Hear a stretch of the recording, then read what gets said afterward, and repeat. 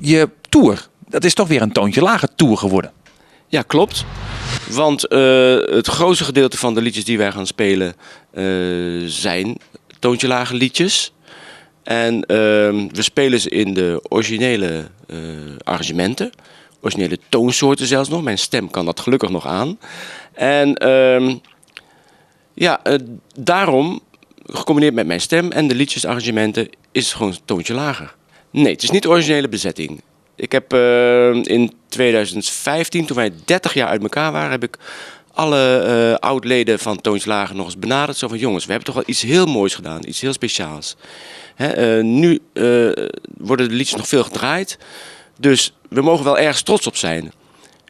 Kunnen wij niet eens met elkaar kijken of de chemie die er toen was, of we die weer terug kunnen halen en wat je er dan ook mee doet, om eens te kijken of dat er nog is. En toen kreeg ik van iedereen 0 op het request. Dus ja, dat ging niet door. Nou ja, dat is in 2015 is dat gebeurd, dus ik ben over die teleurstelling inmiddels wel heen. En ik ben nu heel erg blij met mijn eigen bandje, ja dat klopt. Op basgitaar en zang is Richard Zoer, ook een docent aan de Rock Academie. Op drums Sjoerd Rutten. Werner van Gol doet toetsen.